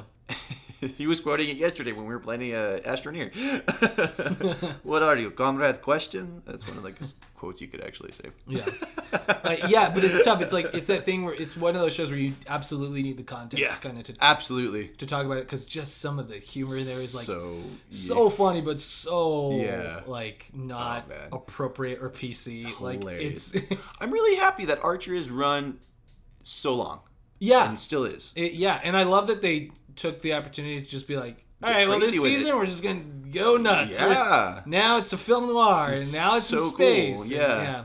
I really like that they've done that. I feel like it's one of the last ones in the last decade to pave the way and make animation accepted for everyone. Yeah, and for sure. Yeah, you know, because like we go to the stores now, we see stuff like we see Bob's Burgers merchandise everywhere. Oh yeah. Rick and Morty merchandise, and there's no other merchandise for any Adult Swim show that I could think of that I could see publicly. Yeah. At least not ones that are Adult Swim originals. Right.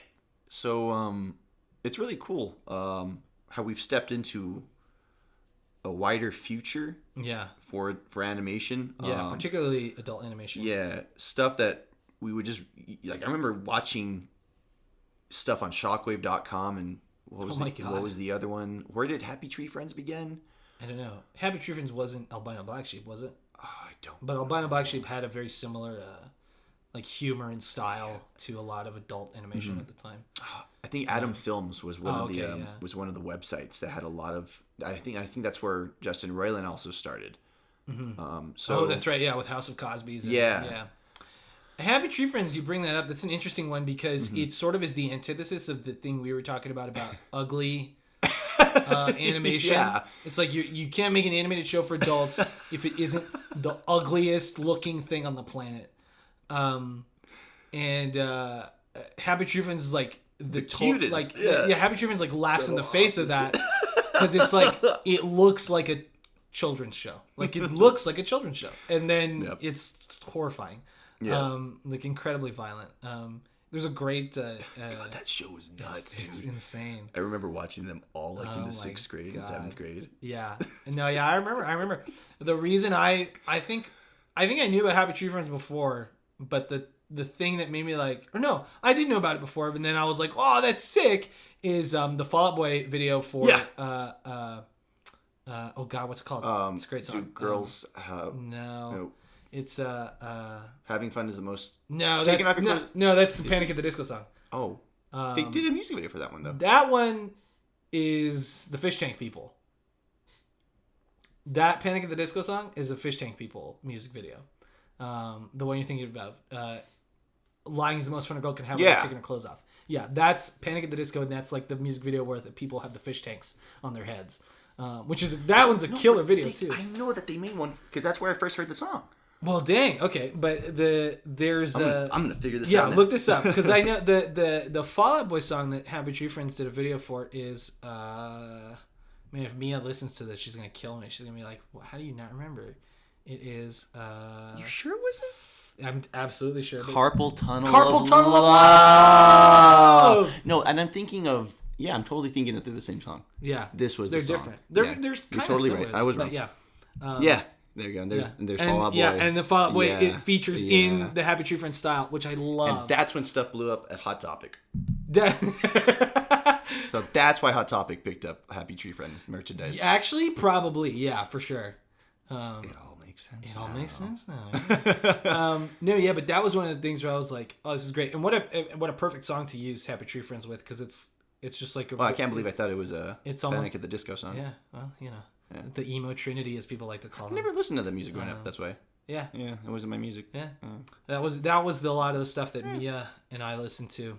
I mean, on top of the stuff that my parents were listening to as well. I didn't get into the music until like later in high school. Yeah. As a kid, I was bitter. Like, this is dumb hip music for pop kids. Oh yeah, I remember. I thought it was cool because I listened to 80s music. Yeah, I liked listening to both, so I was like, I know Brendan always hated like pop punk stuff because he was like, oh, they all sound the same when they sing. I'm like, dude, that is like that's like the old man like way to that's how I used to be critique stuff, like he's like, they all have that like whiny voice. I'm like, I mean, sure, but like you could say that all like country songs sound like Bob Dylan. You know what I mean? Like, hey, don't insult Bob Dylan like that. They all sound like that. I mean, like, look, there was that really funny, they were like, there was that, they announced that Timothée Chalamet was going to play Bob Dylan, and there was that great tweet, because people were like, can he even sing? And someone tweeted out, and they were like, Dylan even sing? Someone tweeted out, they were like, everyone's complaining if Timothée Chalamet can even sing, but like, bitch, can Bob Dylan?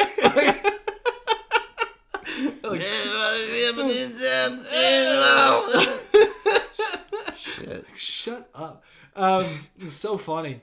No, but like what a perfect song to use it for, because it's one of the few. That's like the only song on that album that has like the screamo bits. Yeah. That are like so intense, and it's like perfect for Happy Tree Friends because the song is like your pretty average like pop punk song. Yeah. Like pop punk rock song, and then like vicious. And then it gets real intense with the sort of screamo bit, and turns back into that like pop punk thing.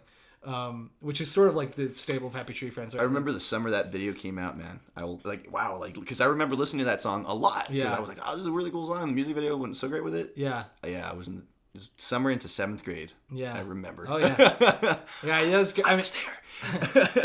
we were there. We were there. We fought in those battles. I always loved the Brian Williams quote. I was there and he wasn't there. Narrator. He wasn't. He wasn't. So, damn, Brian, you lied to us.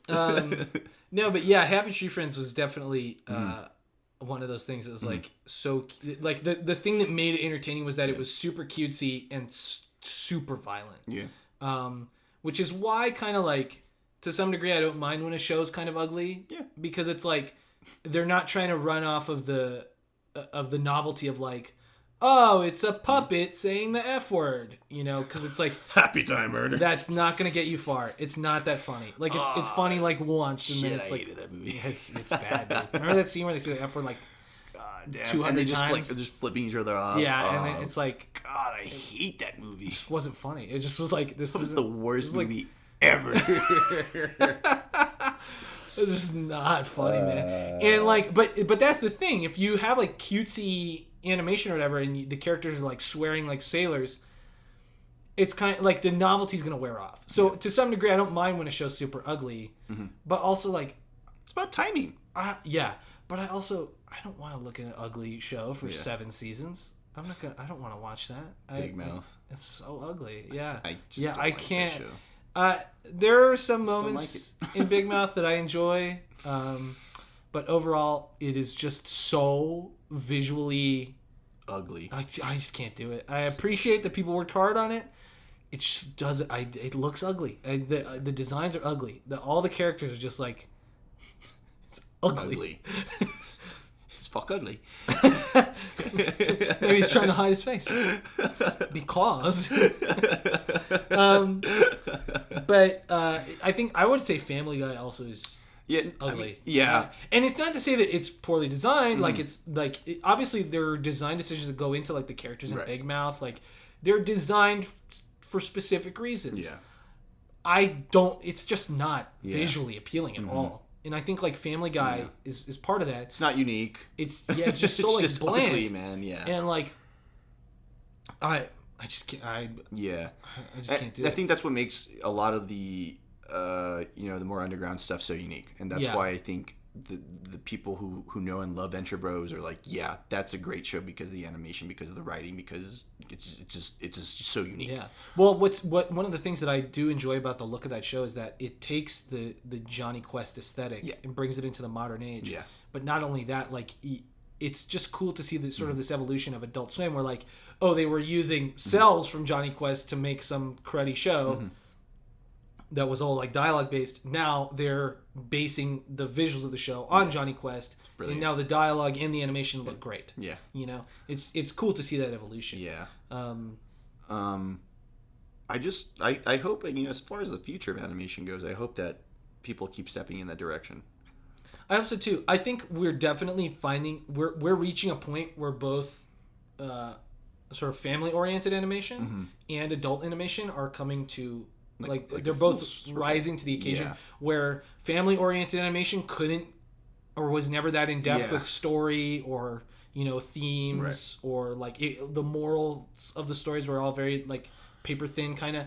Like now they're rising to the occasion, and there are a lot of new animated shows on family networks or children's networks that are like have really in-depth stories, really great character arcs, adult themes, and really more adult themes, or not necessarily adult, but like more like it's applicable for everybody. They're more like intensely universal and human, and it's not just like be nice to your brother or whatever. It's like we're not that shows from like when we were growing up didn't have those things, but like shows from when we were growing up, they were all episodic. And there were a lot of good like morals. There's some great Hey Arnold episodes that are like.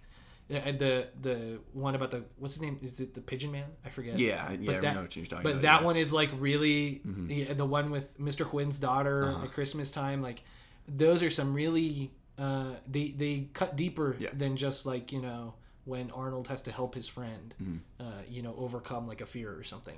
So it's not like that stuff wasn't in animation before or in family oriented animation before. But it's a lot much more the standard now. Now there's a standard. Like those shows paved the way to create shows like Gravity Falls, Steven Universe, regular show. All those kinds of shows, Adventure Time. Like because the fan base for those cartoons, whatever you want to call them, kids Cartoon Network series, whatever. The adult base is just as broad as the children's fan base, and it gives kids to grow up with something too. Which is really cool. And like, and that's not to say every show has to do that. I mean, if your show's like a comedy, like Gumball, you don't have to, you don't have to have like some intense like emotional story or whatever.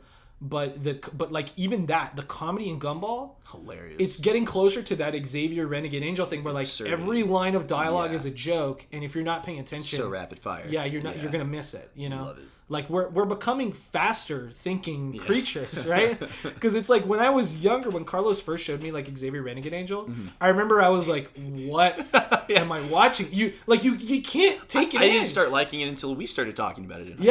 Like you can't possibly understand it on the first viewing because it's just like there's so much overload, happening. It's like what I like to call like Despicable Me, like a like stimulation overload for children, because it's like candy colored and like they fart gun and like the minions and like there's just all, and it was 3D when it came out. It's like all this like, and you're kind of like I cannot like handle this. Xavier Renegade Angel was the same thing, but for like my mind. Like I remember sitting there like what, and like I would catch like 2 or 3 jokes, and I would crack up, and I'd be like, I need, and I would go back, and watch I would go, I would like go back like a few, you know, like seconds just to like catch more of the joke, because it's like there's like 15 layers to any single joke on the show. It's like it's so insane. But like I'm saying, like even like a show like more shows like Gumball are reaching that level of like you really got to be paying attention, because like every line is like a triple entendre for some for something else happening in the narrative, and it's like so impressive. It's like we're just getting faster. We're getting like, which is partly why I think like when we look at older stuff, it all feels so slow, because now things are just so like rapid fire. Yeah, like everything is just yeah.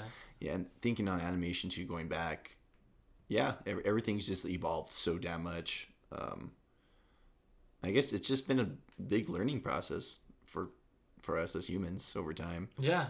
You know, because I don't think we really have been animating for that long, if we really think about it. Yeah, I mean, it's, you know, the art of filmmaking and the art of animation are both still pretty young. Yeah. Art. Like less than 200 years old, I'd say. Yeah. So, I mean, they're not old at all. They're not that old. So, yeah, I mean, we're still figuring things out. Damn, things are going to be really funny in 500 years, and I I'm know. going to be dead. Yeah, oh, damn it! Damn it! It's like a Bill and Ted thing. When they talk to themselves, dude. Oh my god, man, I cried. So funny, so so hard, good, man. So good. We got to do a Bill and I'm telling you, the next episode has got to be like a Bill and Ted episode. Bill and Ted. I'm so down to do Bill and Ted. Because we got it. Because now we've seen all 3 of them. Yeah, we can talk about the animated series. Ooh, yeah. The cruddy live action series. Yeah, I forgot about that too. Wow. Yeah, it was bad. Yeah, it was bad. You know, we should do a whole episode on live action sitcoms based on 80s movies that are terrible. Yeah, because there are too many of those. A lot of the Ferris Bueller one. The Ferris Bueller one is really bad, but it does feature Jennifer Aniston as Jeannie. The worst one is the Uncle Buck TV show. Oh man. I think they both are contenders for worst theme song, because the Ferris Bueller theme song is just pretty bad. Ferris Bueller, like for 30 seconds. And it's Remember awful. that. And the Uncle Buck one is so just like, it was almost like they're trying to do like Roseanne or something. It's like, because not that Roseanne has like lyrics in its theme song, but it's got that kind of like laid back, like twangy kind of like, you know, middle American thing. And the Uncle Buck one is like that, but with lyrics. But it's like, he's Uncle Buck, Uncle Buck, and it's so it's like I want to tear my hair out. Theme songs. It's so bad. Theme songs were so weird. That'd be a good episode too. Is just theme songs. An episode on theme songs. Wow. Good theme songs. But anyway, adult animation. Oh yeah, so animation is kind of we're still figuring it out, because there's still some crazy stuff that has happened that I feel like could have had a great influence. There was oh man, what's his name? He was a brilliant animator. He passed away within the last few years. I forget his name, and it's gonna kill me. But he was the supervising animator on Who Framed Roger Rabbit. Oh, okay. And he worked at Disney, and he. I remember William. I remember reading about William something. Yeah, look it up while I talk. But he decided, you know, he was like, well, back in the day when you were like an artist, you mastered your craft and you created your magnum opus. And I feel like I've mastered my craft, so I'm going to create my magnum opus, which was going to be The Thief and the Cobbler, William something. But maybe I'm wrong. Maybe it's not even William. I feel like a horrible fan. I love this guy. And his work is incredible. But he spent years trying to create The Thief and the Cobbler. He animated like... Is it Richard Williams? Yes, Richard Williams. Okay. Yeah. Okay, so I had William right. Yeah. Richard Williams. He was a brilliant animator. And his work on Roger Rabbit is incredible. Yeah. I mean, Roger Rabbit is... I love that movie. He did a lot of stuff. Yeah. Roger Rabbit, also a big sort of like adult animation. Yeah. I would say it's a big influence on adult animation. I mean, you also have Cool World, which is like the gritty version of Roger Rabbit. Which is really underlooked too, I think. Yeah, it is. Brad Pitt? I like Roger Rabbit more. Yeah. I think it's just a more like a better structured movie. And Cool World is so rad. Cool World is such a cool movie too. Yeah. I mean, wish they're they would different. make more movies they're like different that. Movies, but yeah. Yeah, I wish so like that, too. You know, I think like there's something to be said about combining 2D animation and live action. It's really cool. When it's done right, like It looks cool. again, Roger Rabbit just looks Brilliant. incredible. There's you frames buy it. too where they drew on Bob Hoskins' face, in the part where they're driving. Oh yeah. And it's mixed, but some of the frames are actually animated on Bob's face. Oh wow. Yeah. Yeah. When They're with Lenny. Yeah. Or is it Benny? Benny the cab. Yeah. Yeah. It's because in Disneyland, the Roger Rabbit ride, you ride in Benny's cousin Lenny, which I'm like, why don't they just make it Benny? Yeah. That's weird, but yeah. So I always get confused because I'm always thinking of the Roger Rabbit ride, rather than the movie. So I always call him Lenny, but it's Benny the cab. Love that movie. That's great. Yeah. But yeah, I think one of the bummer things about that project, the Thief and the Cobbler, is that he didn't really finish it, and the studios were like, well, we'll just buy it from you and we'll do whatever we want. So there's like 4 different cuts of that movie. Because one of them is Miramax, what's his name? Harvey Shitstain. Yeah, good enough for me. Yeah, that guy. There's one cut where, and like there's supposed to be no dialogue from like the 2 main characters, the 2 title characters, the Thief and the Cobbler. They don't speak, but the Miramax, God bless them. They hired I forget who to play the thief, and Matthew Broderick Vincent Price to be the cobbler. Well, Vincent Price was actually originally in the movie as the bad guy. Wow! And so his character was supposed to have dialogue, and he recorded all the dialogue and everything. But they hired Matthew Broderick. How old was Matthew Broderick? And I forget who to be the thief. But it was they basically just wrote a bunch of dialogue as the internal monologue of these 2 characters. And basically the entire movie, you're just like, shut up. Like, they don't stop talking. Because, like, the Hollywood producers are sitting there like, nobody's going to sit and watch a movie where nobody talks. So, they have, like, Matthew Broderick, like, going like, I love the princess. I wish I could be with her. I'm going to couple this shoe. La-di-da-di-da. And it's like, shut up. Just stop talking. What an easy paycheck. I know, right? Like, and I actually like Matthew Broderick. People have weird opinions about Matthew Broderick, but I actually like him. I wish he would do more stuff nowadays. Yeah. I feel like there's a good Matthew Broderick comeback awaiting us. It's on the horizon. Yeah. But that is one of the things. One of the cool things about that, though, is that a lot of fans of Richard Williams. Yes. Okay. Yeah. I feel so bad that I couldn't remember his name. But a lot of fans of Richard Williams found a lot of the animation, like rough sketches and rough animation and cells and everything, and they made a whole new cut of that movie that more closely is what he envisioned. That's cool.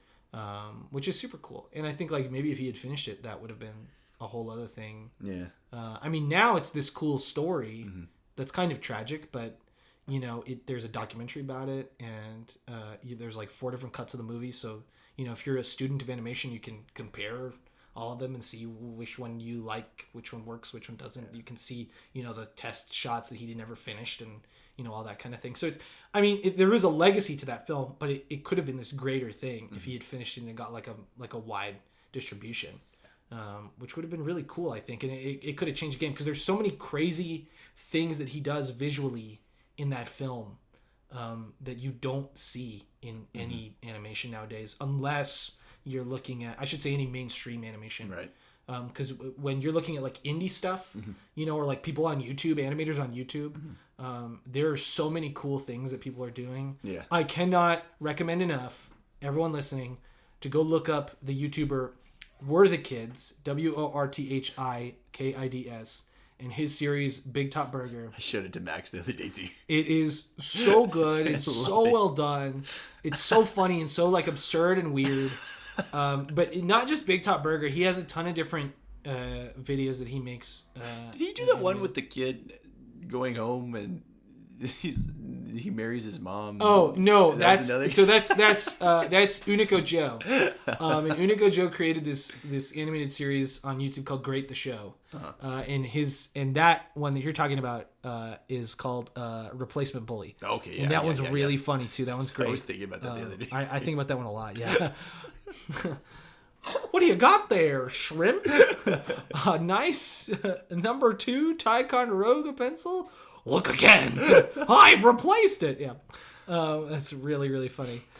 But when you look at all of that stuff on YouTube, or like Newgrounds too was a Yeah. huge Newgrounds, place that's for the other one I animators. was thinking Oh, about. that's right. Yeah. Yeah, that was another one. Yeah. Yeah. Ego Raptor, who became Game Grumps, Aaron Hansen, he started on Newgrounds. He was really popular for his animations. One of the useful things about YouTube now is that it's gotten people to share animation and upload. Back in the early 2000s, again, like we talked about, you'd have to go to Newgrounds or Shockwave for for Albino Black animation Sheep. and stuff like that. Yeah, so it was interesting to it's interesting now to have all these YouTubers. Salad Fingers. Yeah, Salad Fingers is another one. That was that initially on. That was Newgrounds. Newgrounds too, huh? Yeah.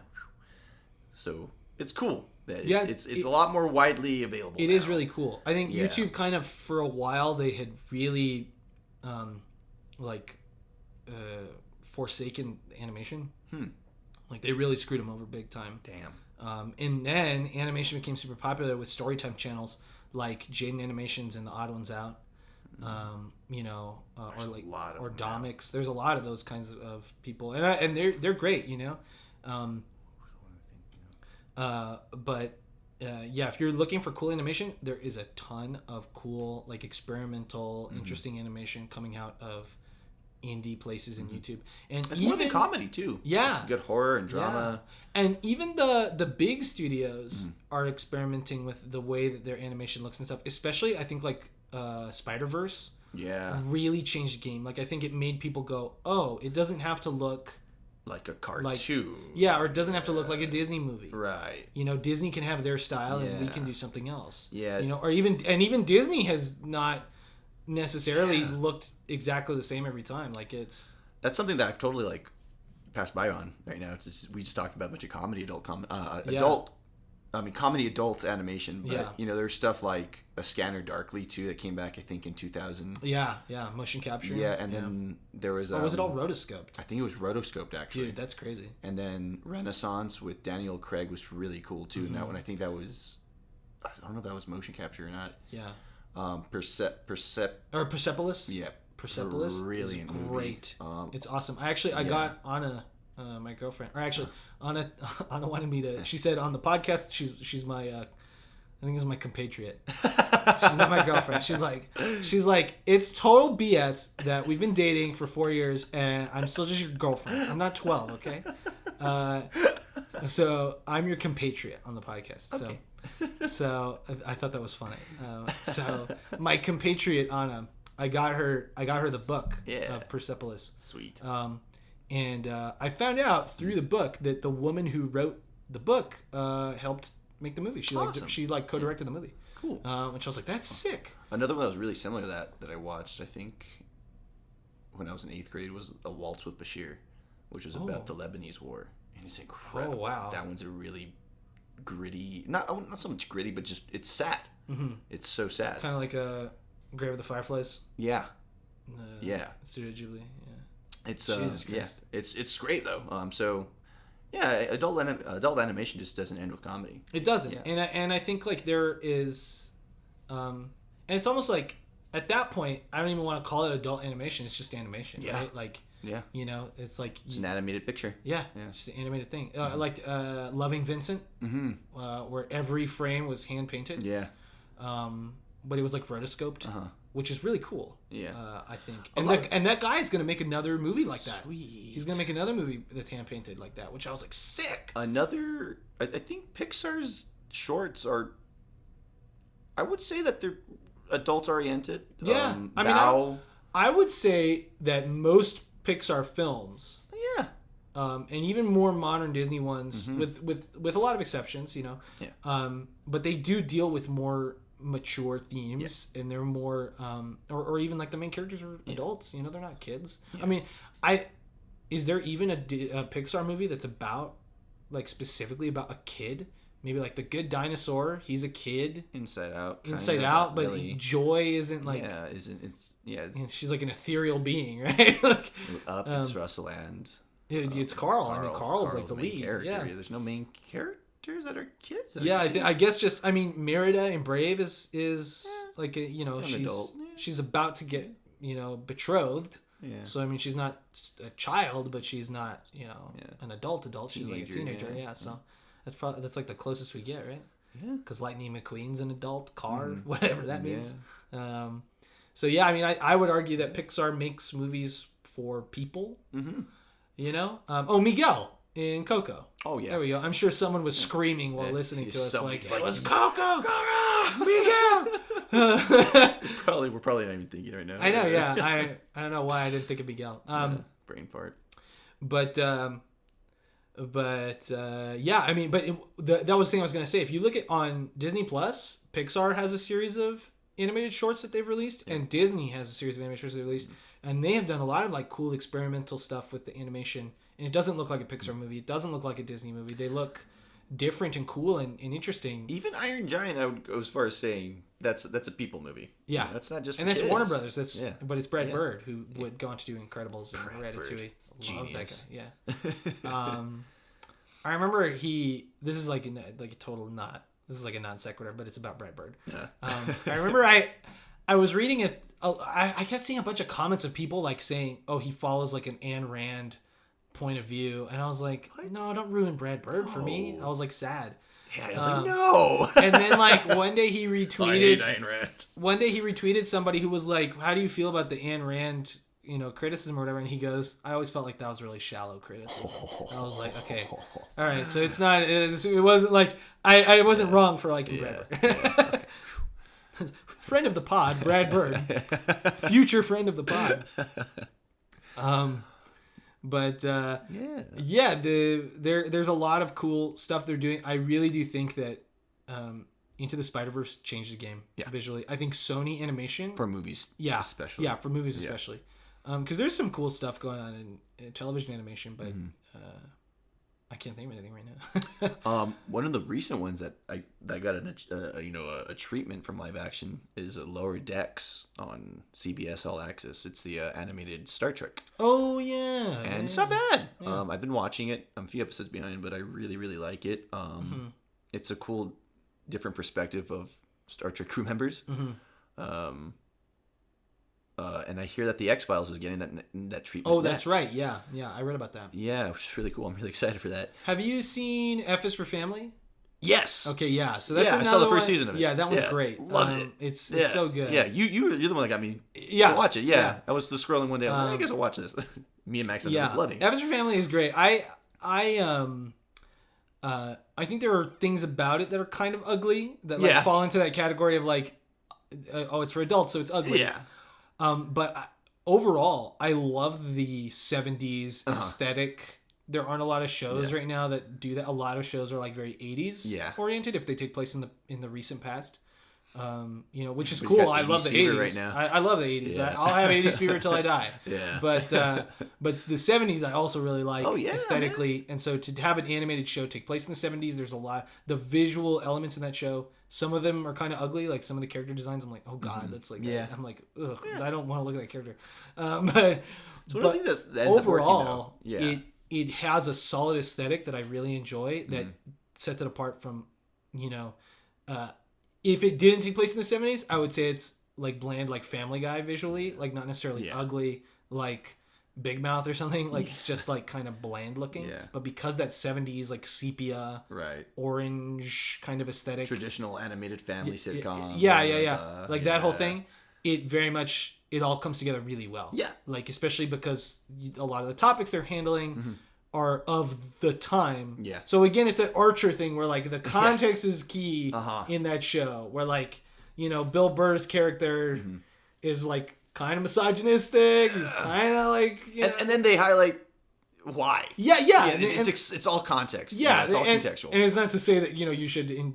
It's one of those problems with adult animation. That's why I think the Rick and Morty thing like kind of exploded into this other thing because people like to look up to characters. Yeah, and you can't.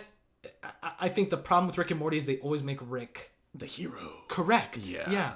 And so you want to be like Rick, whether consciously or not. Yeah. So it's like he's this horrible, awful person who has almost no redeeming qualities, and he's the hero. And it's kind of like I don't know if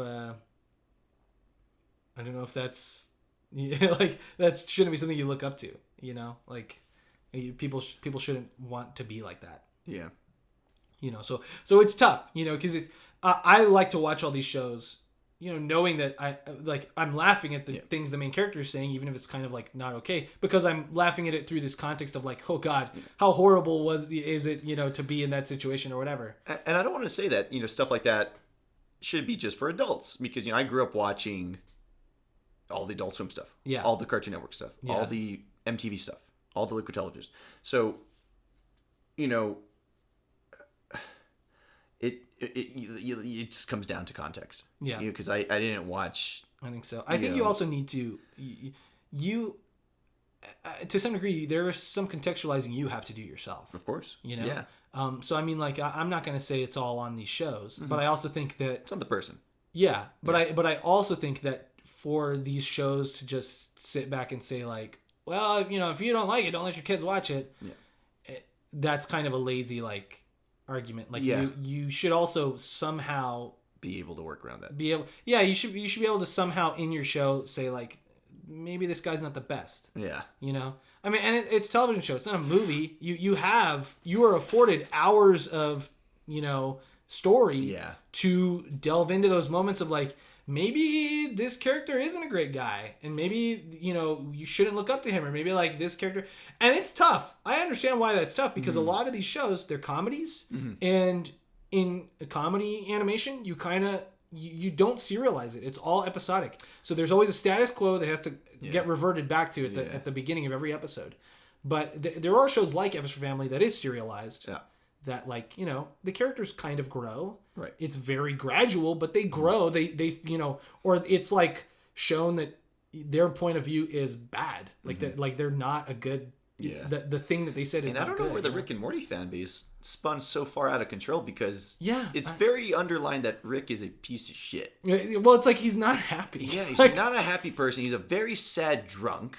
Yeah. He's such a nihilistic douchebag. Yeah, and I think like even Dan Harmon talked about it in an interview where he was like, you know, people, you look at Jerry and he might seem like an idiot, but he's happy. Like, he's like the only reasonably, you know, even when things are bad for him, he might be kind of pathetic, but at least he's like he's enjoying his time, and like he can find a way to enjoy himself.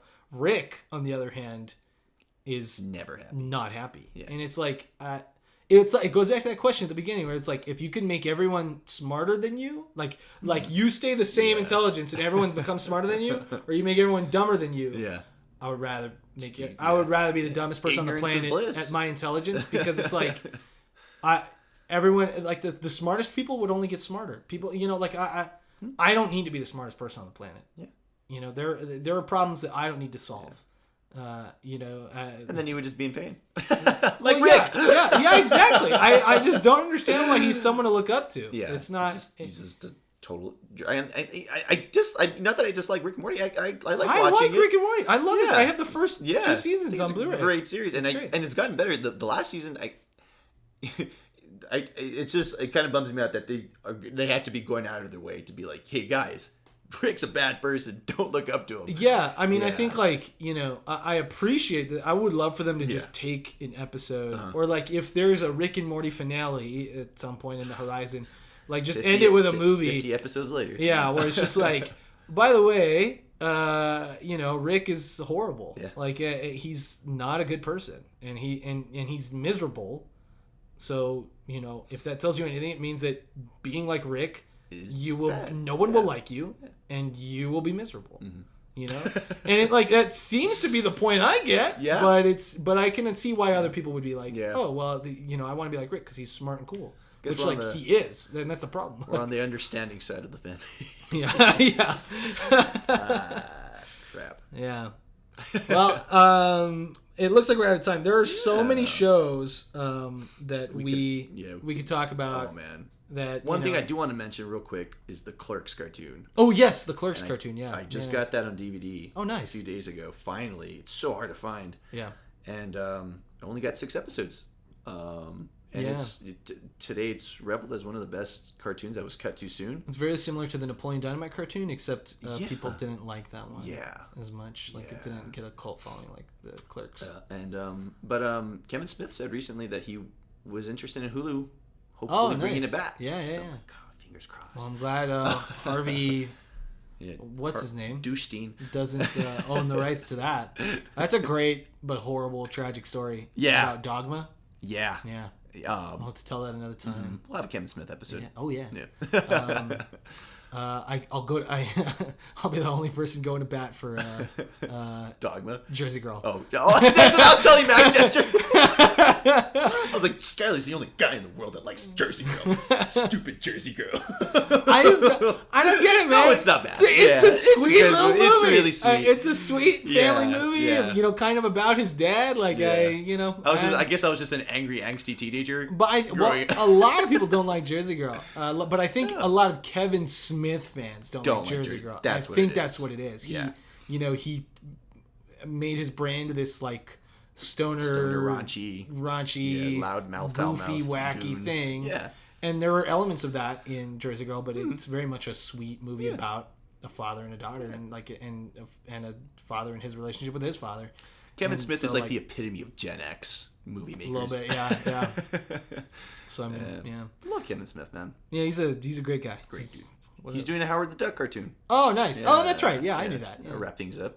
So. Yeah. Tie it back together. Man, we covered a lot of ground today. Yeah. That was a fun episode. Good stuff, man. Absolutely. Yeah, really good. Well, we really, really, really appreciate everybody listening. Yeah. Thanks for being here, guys. Yeah, thanks for coming. If you want to support the show... if you want to support the show, you can head on over to patreon.com /Truman Pictures. We have multiple tiers, multiple things for you to enjoy if you become a patron. We're going to be doing behind the scenes content. We'll be doing live streams and viewer requests with Q&As and stuff like that. A bunch of cool things for you to enjoy if you become a patron. So we don't have any yet, so maybe you'll be the first one. Hey. Who knows? Or maybe we'll have one by the time this episode comes out 2 weeks from now. So, well, actually, it'll be like a week from now. But anyway. Something like that. Anyway, you can support us on Patreon. Check out our website at trumanpictures.com. Yeah. And follow us all over social media. Virtually every social media platform we're on, we are Truman Pictures. Do we have a question of the week? Do we have a question of the week? What are your favorite adult animation? Yeah, what? Not nothing like that porn stuff, though. Yeah, no. I don't want to hear any, Boku no Pico. Don't make us Google some weird shit, damn it. And also, if you don't know what Boku no Pico is, do not. I'm not going to go Google it. Don't look it up. And if someone suggests it to you, like sincerely, either they're messing with you or you probably shouldn't talk to that person anymore. But yeah, what were some of your favorite, or what are some of your favorite anime movies? Anything that's a little more adult oriented. I always like the Idiot Adventures of Photon as well. Oh yeah, as far as anime goes, it's one of my favorites. A newer anime that's really good. I haven't finished it yet. It's only like 12 episodes though, but Mia suggested it to me. And it's the one that she wanted you to watch too. Oh yeah, is Dorohedoro. Okay, it's a Netflix original, and that one's really cool. It's got this like I was telling you about it. It's got this like 90s kind of grunge looking aesthetic. Yeah. But it's kind of like We're the Kids, where it's CG. It's like computer animated, but designed to look like 2D. Yeah. And then some stuff is 2D animated too, though. It's really cool. It's about a guy who like a sorcerer turned his head into like a lizard head. Oh yeah, I've seen it scrolling. Yeah. And so he's trying to figure out who it was. Okay. Meanwhile, there are some bounty hunters from the sorcerer world who are trying to find him and kill him. I'm gonna check that one out. And it's great, man. It's really funny, and it's got a good dub too. Cool. So check that out. But yeah, it's the question of the week. What's your favorite adult-oriented piece of animation? Comedy, action, horror, anime. Yeah, I would love to see some animated stuff outside horror. Of comedy. Yeah, because there's some crazy. Yeah, Vampire Hunter D was always a good like Blood the Last Vampire. I can't wait for the Adult Swim Junji Ito adaptations. Yeah. Those are gonna be crazy. Oh, some good stuff out They there. they tried to adapt his work before, Yeah. not Adult Swim, but another company tried to adapt his work before, and apparently it's no good.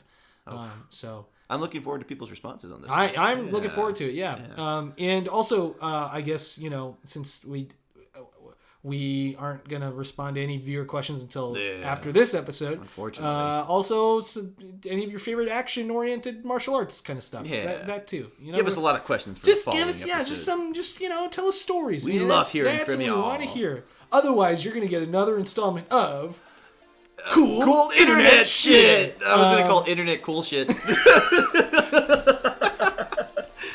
We'll figure it out. We'll get a really good title. We'll have like a graphic on screen and stuff. I can't wait to have YouTube videos version. so we can have like. Yeah, video cool casts. internet shit. We point at the Pointing camera and title cards. like spins into place. Yeah, like a whip sound effect. That's gonna be a lot of fun. We need a soundboard. We do. Yeah, Let's start working. we'll get one. Yeah, I'm learning Fruity Loops. Join. So. Add us on Patreon, and we'll be able to afford a soundboard. Yeah, we could buy a launch pad. Yeah. Yeah. Man. All right. Well, Hey, thanks for listening, everybody. Yeah, that's it for this week. Yeah. Thanks for coming by. And we will see you guys next time inside of The Video Vault. Ooh.